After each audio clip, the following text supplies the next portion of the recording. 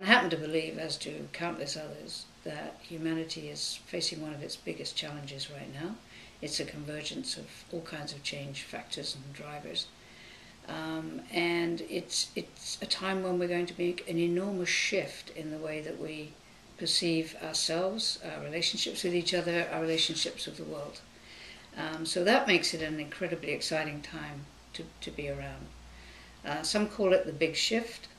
Others are calling it the great disruption or the great turning. But it's a time when we have to start making choices and doing things differently. So we've got a huge increase in population. We've got issues around climate change, water, resources, food production, technology.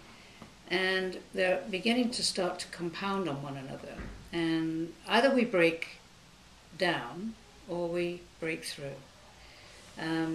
Now, every other aspect of society is rethinking itself, whether it's looking at the whole capitalist system that sustains our global economy, whether it's education, healthcare, food production, governance, the structure of the economy. Can we grow without, how can we have an economy that is not based on growth? These are all debates going on outside of tourism. We're not having that debate in tourism. And so that's why I called it conscious travel, because it's basically, we've got to wake up.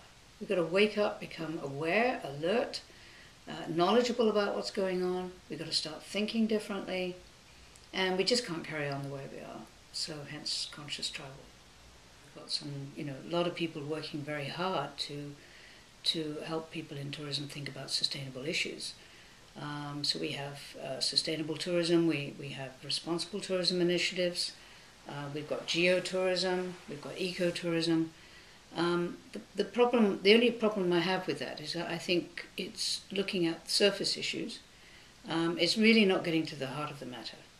So it's kind of like putting Band-Aid on a wound when in fact the hemorrhaging is going on inside. Now, what do I mean by that? I think the real core problem that's affecting tourism right now is that we have built it on a model of industrialized model of production and consumption, which just doesn't work when you're selling experiences.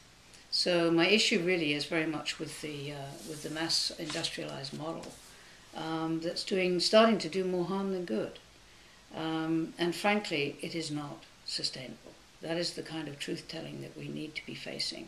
You cannot grow international tourism at 5% per year, given the way it uses resources, and call that sustainable. There are limits. So it's taken tourism about 40 years to get from 100 million to 800 million international trips a year, and now we're expecting that to double in 8 years. So my question is, are we having the debate about whether that's achievable, whether it's desirable, what the impact might be, what the quality of the visitor experience is going to be to double in that kind of time frame? So that's the kind of open debate that I'm hoping to have. But it will only happen when we start to be, as I say, on an individual level, wake up and start to ask the difficult questions we've been hoping to avoid.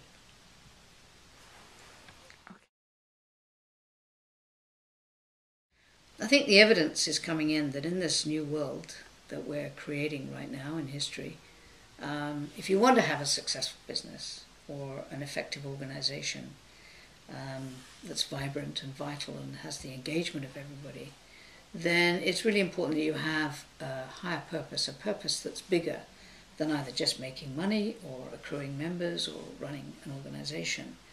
You have to have a cause. And everybody, and I think there isn't a person on the planet that wouldn't like to make things better if they could. So I feel right now that it is the opportunity for women to step forward and become effective agents of positive change. And I would imagine that a lot of women are going to be attracted to some of the ideas in conscious travel. A lot of women are really paving the way and in discussions about sustainability, for example, or responsible tourism or voluntourism. So I think that women can lead the conscious travel movement. I think you're ideally suited, or we are ideally suited and placed for this for a number of reasons. First of all, it's very much from the bottom up. It's grassroots, community-led and driven. It's engaging people who are on the front line of taking care of guests. It's people who are involved behind the scenes. And frankly, that's where women are in tourism. We make up the majority of employees in tourism, doing the work, taking care of the guest, but we're not often on the podiums of major organizations and big conferences. So I think women are the ones that who can really affect change. That doesn't mean to say we don't have a huge amount of influence and power.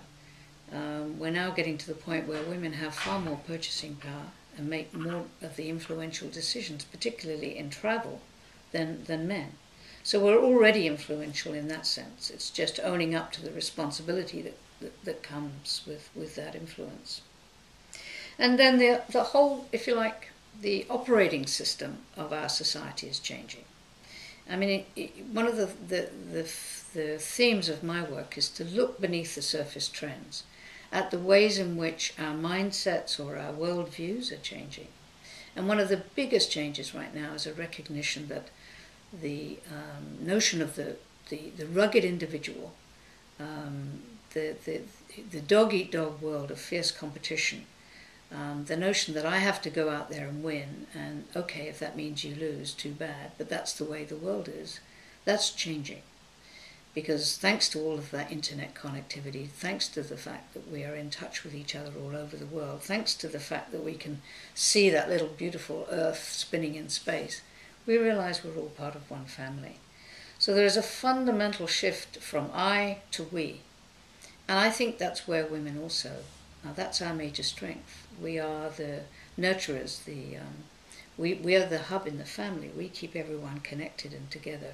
And so it's a natural function, it's a natural aspect of being a woman to work collaboratively, to work in teams. We're used to being dependent on others in some respects. And I think we can sort of lead that movement towards interdependence, which is the way things are going to be working in the future.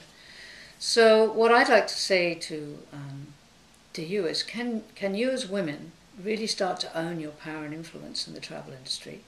Not worry about whether or not you're presidents and CEOs, because frankly, I don't think it's the presidents and CEOs of the big multinational organizations that are going to make the change. They're sitting on tops of these large pyramid organizations that are often out of touch with their customers. I do think, on the other hand, that people in the community can make a difference. And that's why I really would like you to have a good discussion at your event. I'm not telling you should do anything. I'm just saying that I believe we can make a difference. And I would love to have the opportunity to discuss this with you further.